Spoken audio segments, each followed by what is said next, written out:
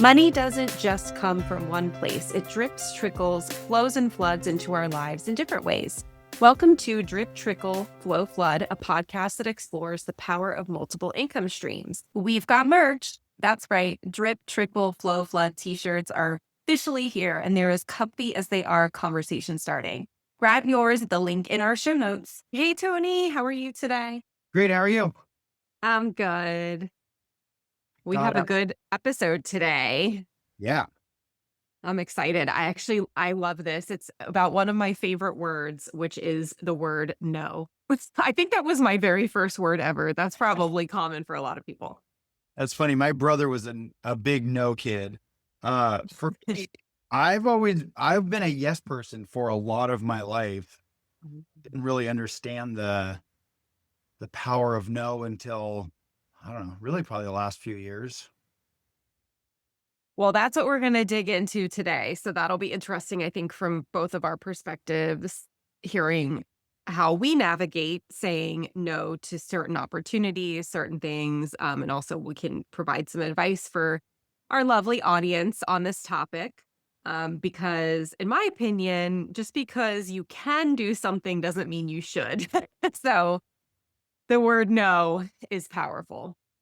Yeah. And it's funny. I saw other people doing this in my life. I had roommates that they didn't want to go out and they just said no. Lindsay was really good at saying no to clients when we had the hair salons. If you're a new listener, Lindsay's my wife. But when we had the hair salon, she would say no to certain clients, if it wasn't the right fit.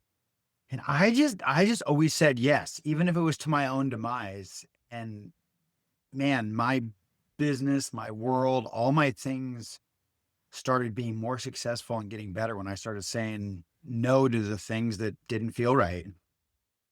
So give an example of something that you said yes to that later made you realize, wow, that really should have been a no. Oh man, I have thousands of these. The ones that loom in my mind are large construction projects, not even large construction projects, but with Moseri Construction, saying yes to projects that I knew I should have said no to. And it just ends up being a nightmare, whether it's just not the right fit, too busy, don't have the time, or all the way to customers that are just not good customers for a variety of reasons. And sometimes not saying no meant I was, married to these people for years. And and Wow. and so the power of no, when I started saying no in the construction world, um, which our audience, I don't know how much they know, but I'm not doing that anymore. But when I was doing that in our business, um, the business got so much better when I started saying no to the customers and the projects that just didn't feel right. Not that there was necessarily anything wrong with the project or with the customer, but just the bandwidth or the timing or the type of project or whatever it was. And a lot of my yes before that was always ego driven. And letting that go and saying no to the things that weren't right, it just opens up so much more mental capacity for all the things that you should be saying yes to.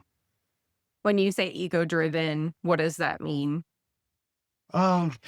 Somebody, if I say no, that means my competition's getting it. And it took a long time for me to learn that's great if the competition's getting it, and whether that's, just because if you have more of a mindset of abundance versus scarcity and you say, that's great, that's not the right thing for me. I want them to succeed and saying no, but I was just very competitive. I was in a pretty hyper growth phase for a long, long time. Not, and growth doesn't always mean better. And quite often it doesn't. And I think that took a long time for me to understand also. So yeah, the ability to say no, and that's kind of a very specific thing, but also just saying no to just the little things that take so much of your time and you say yes, you say yes, you say yes. And now you look at the stack of things you're supposed to be doing or the family things you miss out on or whatever it is.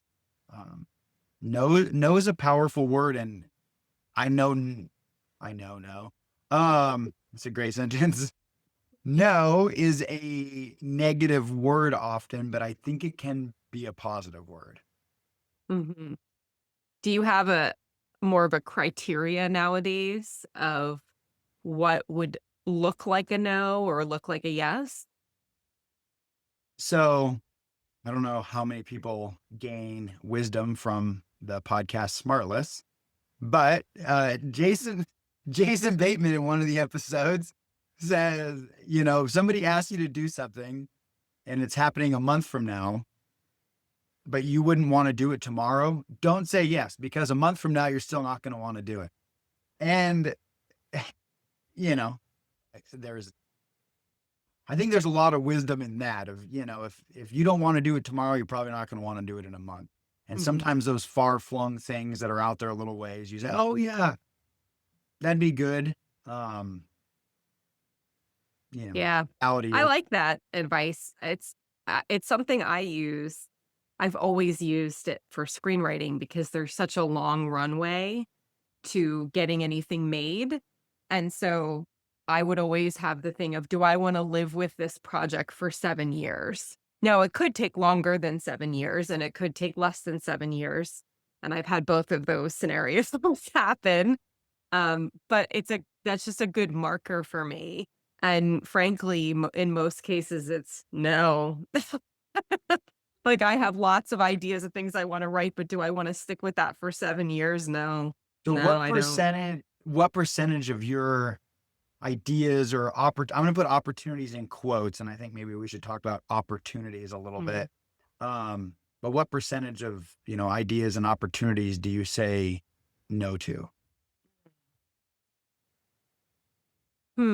That's a good question because it sort of depends on what flow we're talking about, I guess, if we're talking about business. When it comes to my own ideas, like things that I want to do, whether it's a script or a book or just anything, I'd say I say no like 80% of the time to my own ideas. I'm pretty ruthless because at the end of the day, I don't want to live with them that long.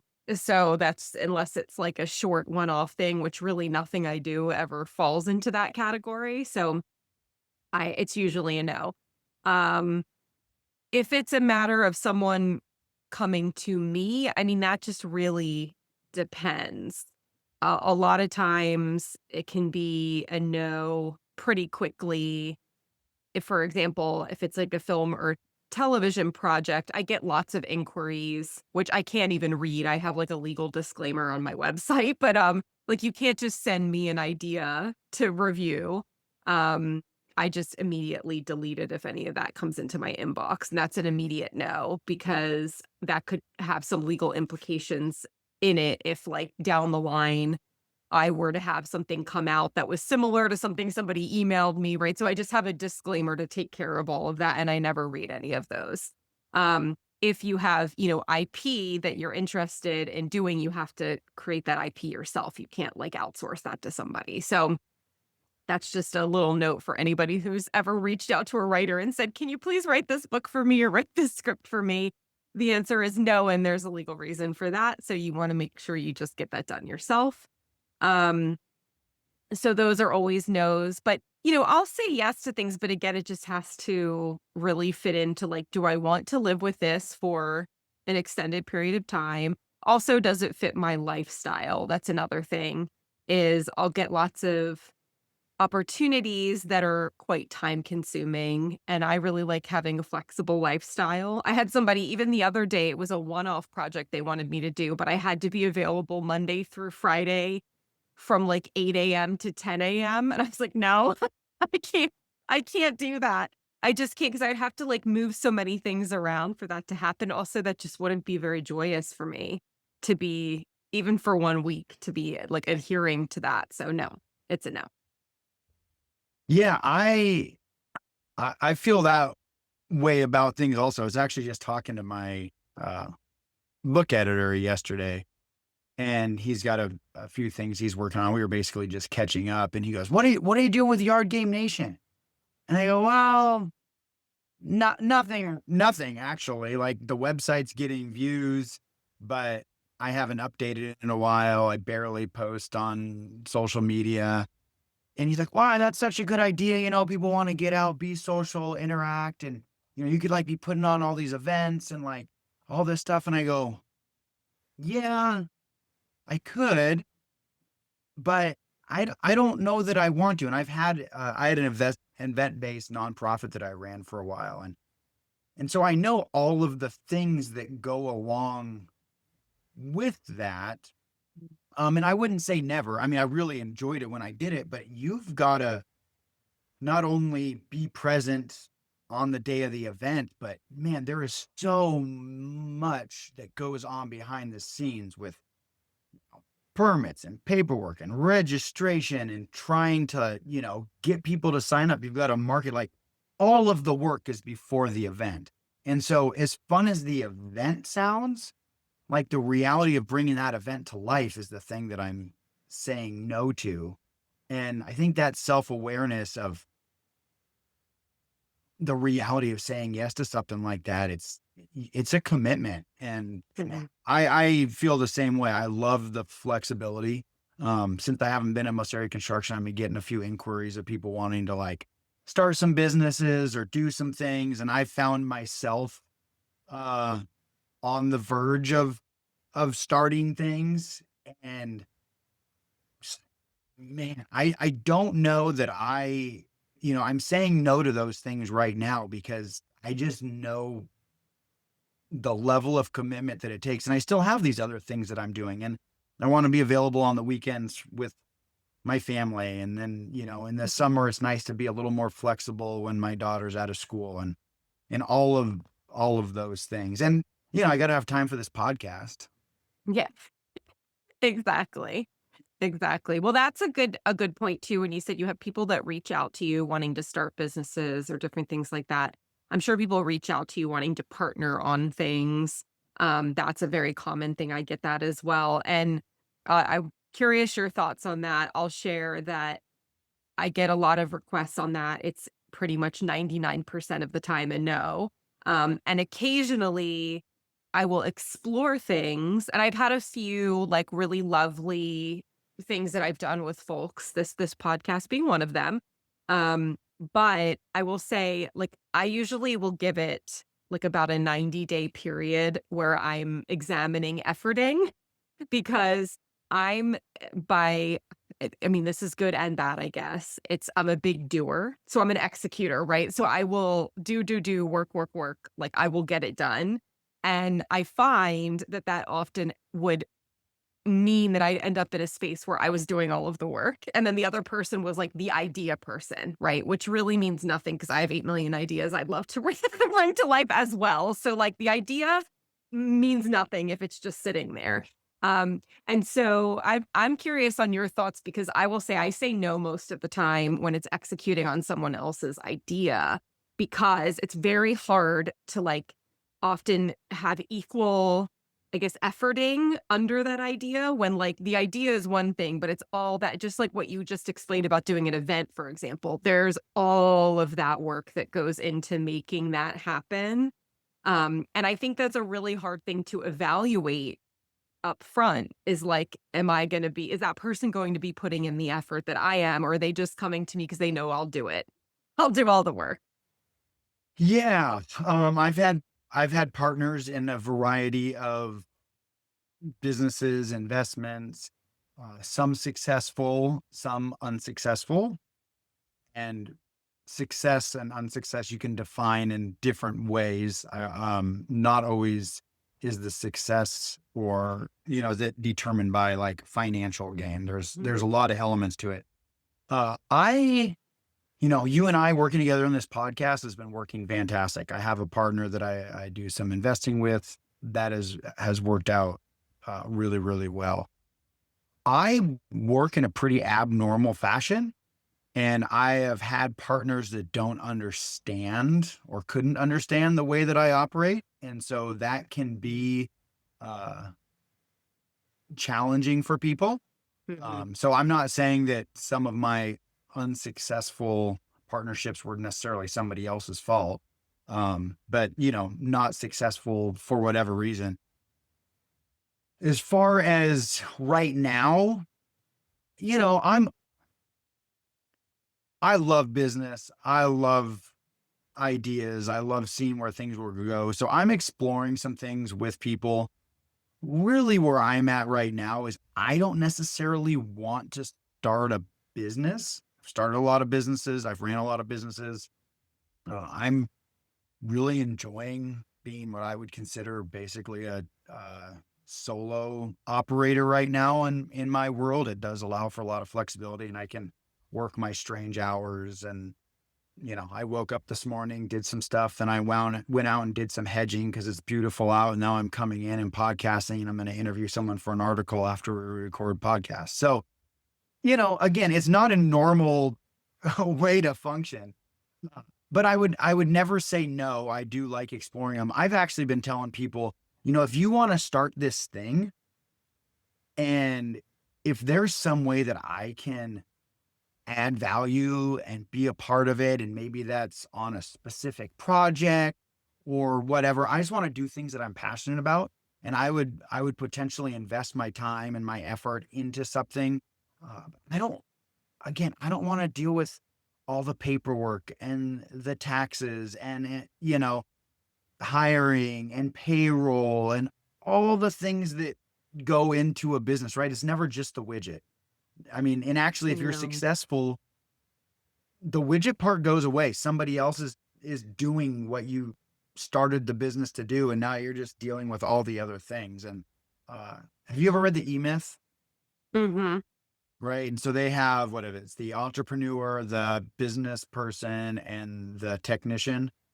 Those terms might be wrong. I haven't read it and it's probably been a decade, but it's something like that. And I have to say, I love being the entrepreneur. That's super fun. I actually didn't used to enjoy being the technician as much. I was much more the business person. I right now am loving being the technician, writing the articles, recording the podcast, doing the coaching, and not Mhm. having the higher level business stuff going on. It's frankly, it's almost like being on a vacation. Uh, Yeah.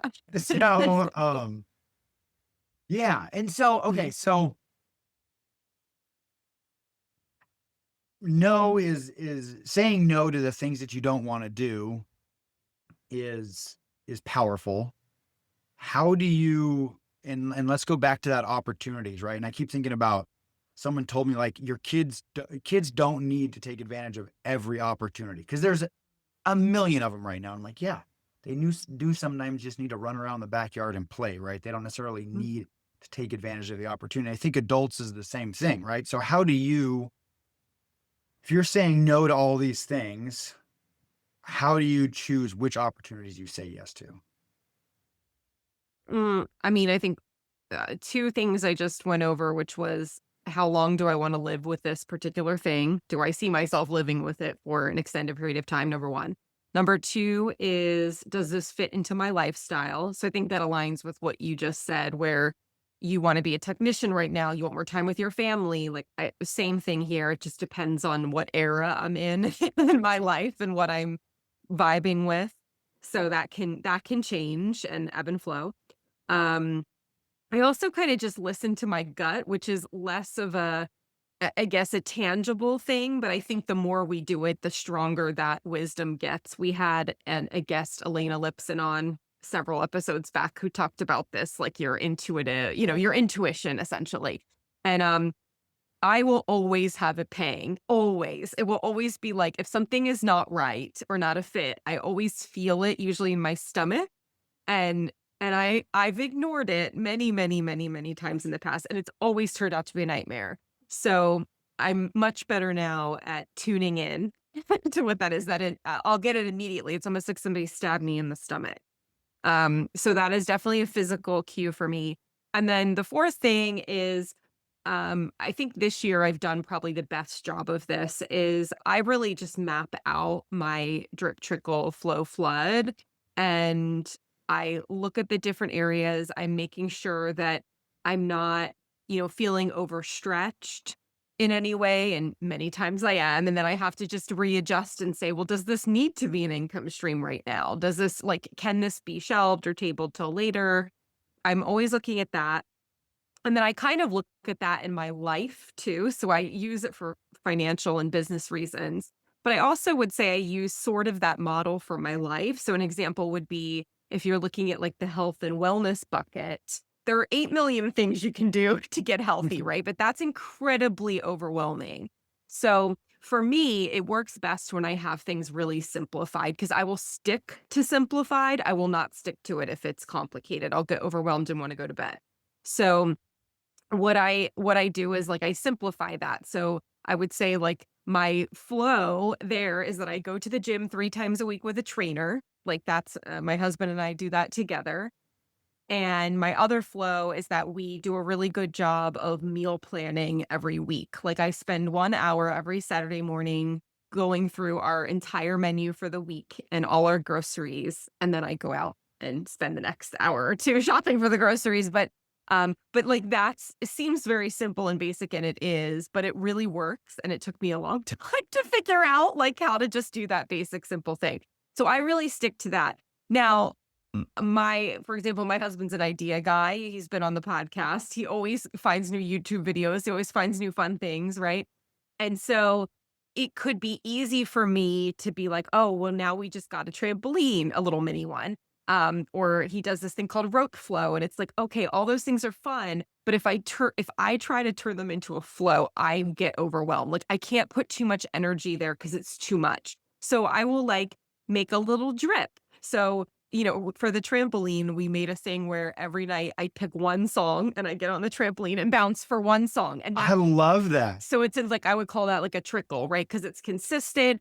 Every night I bounce one song. And maybe will I do 3 songs later? Sure. But right now, that's like how my drip, trickle, flood works for this. And then he does this rope flow thing, which I find is fun, but I don't want to incorporate too much. So that's a drip. Maybe once a week I pick it up.